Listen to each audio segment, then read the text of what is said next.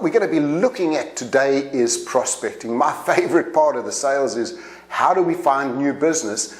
And really this is just a little overview of some of the things that we're going to be covering during the program. Now there are so many ways to prospect, and what I'd like you to do right now is almost pause this video, and I want you to write down on a piece of paper how many different methods of prospecting are you doing at the moment. How are you prospecting? What are some of the things that you're doing to find new clients? So let's pause that video right now and you write down what are some of the ways that you're prospecting right now.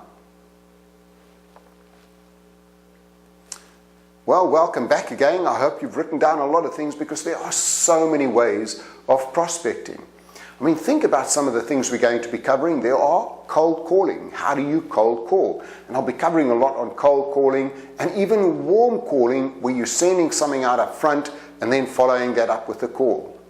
Referrals. Referrals are the lifeblood of any great business. You've got your clients, they love you. What you've got to do is you've got to know how to ask for referrals.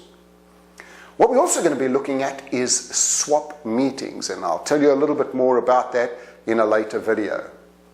Clubs and social activities, going and joining clubs and people, being with people, talking to people. I mean, that's the biggest thing. Just talk to people and the business will follow. Personal observation, keeping your eyes and ears open all the time, just thinking about where and how can I find new business. Another thing is periodicals and magazines. Now this is great because I'm going to be showing you later on how you can get into almost any magazine without paying for advertising. We're also going to be looking at centers of influence. What is a center of influence? And again, these are people that may never do business with you, but they like you, they trust you, and they're going to be referring people to you. We're also going to be looking at newsletters. How do you develop a 10-touch plan? How do you touch your clients 10 times a year? Well, the easiest way is through a newsletter. But you've got to know what to put into a newsletter. I'm also going to be talking about some of the companies that you can use for newsletters. How do you track it? And how do you know if your newsletter is effective? Your old clients. How well do you look after your old clients? How much are you in touch with them? Do you send them birthday cards? Do you send them thank you cards if you're getting a new order from them? So being in touch with those old clients all the time. And you've got to think of yourself, you know, in the old days when I started, I was just a salesperson. Now I'm a sales and a marketing person. The great thing about the internet is I can take on the biggest companies. I don't have the budget to get onto TV, but I can get onto YouTube and I can take on, because I know how to generate 50,000, 100,000 views on YouTube. So you've got to think of yourself as a marketing machine.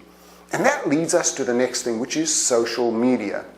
How active are you in social media? We're going to have a look at all of the social media mediums, but you know, you've got to create a whole presence of yourself out there. You've got to be on Facebook, LinkedIn, Twitter, YouTube.